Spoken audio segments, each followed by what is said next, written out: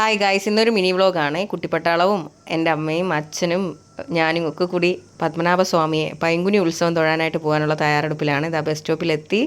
അപ്പോൾ ബസ് വന്നു, എല്ലാം ഉണ്ട് എൻ്റെ കൂടെ. ഒരു രക്ഷയില്ല, ബഹളം ബഹളം ബഹളം. അപ്പോൾ പിന്നെ പുറത്തോട്ട് ഇറങ്ങിയാൽ പറയണ്ടല്ലോ, അപ്പോഴും വിശപ്പും ദാഹമാണ് കുരുപ്പുകൾക്ക്. പിന്നെ അവർക്ക് ജ്യൂസൊക്കെ വാങ്ങി കൊടുത്തത് അമ്പലത്തിലേക്ക് പോയി. ഭയങ്കര തിരക്കാണ്, നല്ല ചൂടും അതുപോലെ ഭയങ്കര തിരക്കും. പിന്നെ ഫോണകത്ത് പെർമിഷൻ ഇല്ലാത്തത് കൊണ്ട് പുറത്ത് സൂക്ഷിക്കാനായിട്ട് കൊടുത്തു.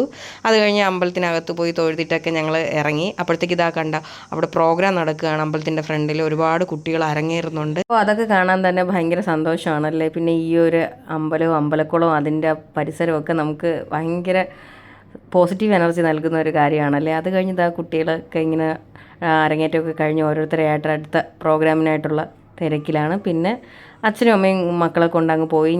എനിക്ക് വീട് വരെ പോകണമായിരുന്നു. ചേട്ടനെ വെയിറ്റ് ചെയ്ത് നിന്ന് ഈ സന്ധ്യാസമയം സൂര്യാസ്തമയം അത് കണ്ടുകൊണ്ട് നിൽക്കുക എന്ന് പറഞ്ഞാൽ വല്ലാത്തൊരു ഫീലാണ്. ഇപ്പോൾ ലൈവായിട്ട് ഇങ്ങനെ ഞാനിത് ആസ്വദിക്കുകയായിരുന്നു. കാരണം വല്ലാത്തൊരു ഫീലാണ്, ഭയങ്കര ഒരു പോസിറ്റീവ് എനർജിയാണ് കേട്ടോ. നമുക്ക് എന്ത് ദുഃഖങ്ങൾ, എന്ത് വിഷമം ഉണ്ടെങ്കിലും നമ്മളിവിടെ എത്തുമ്പോൾ ഭഗവാനടുത്ത്, അതിപ്പോൾ ഏത് ദൈവങ്ങളായിക്കോട്ടെ, ഏത് മതം, ഏത് വിശ്വാസം ആയിക്കോട്ടെ, അത് നമുക്കൊരു പോസിറ്റീവ് എനർജി നൽകുന്ന ഒരു കാര്യമാണ് അല്ലേ.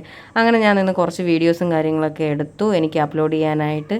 അപ്പോൾ സന്ധ്യ അടുത്തു വരുന്തോറും ഭയങ്കര രസമാണ് അമ്പലവും അതിൻ്റെ പരിസരവും നമുക്ക് ക്യാമറയിലൂടെ കാണുമ്പോൾ. അപ്പോൾ അങ്ങനെ ഞാൻ കുറച്ച് വീഡിയോ ഒക്കെ എടുത്ത്, പിന്നെ സന്ധ്യ കഴിഞ്ഞപ്പോഴത്തേക്കും വഴിയോര കച്ചവടക്കാരെല്ലാം എന്താ തിരക്കായി. അവർ ലൈറ്റൊക്കെ ഇട്ട് അവർ ഭയങ്കര എനർജറ്റിക്കായിട്ട് അവരുടെ ബിസിനസ്സും കാര്യങ്ങളായിട്ട് അങ്ങനെ പോകുന്നു. പിന്നെ ഞാൻ അവിടെ കുറച്ച് നേരം കൂടിയൊക്കെ നിന്നു, ചേട്ടനെ വെയിറ്റ് ചെയ്ത് നിന്ന്. അരങ്ങേറ്റം കഴിഞ്ഞ് പിള്ളേരൊക്കെ പോകാൻ ഇറങ്ങി. പിന്നെ ഒരു പാനിപൂരിയും കഴിച്ച് വീട്ടിലോട്ട് പോയി.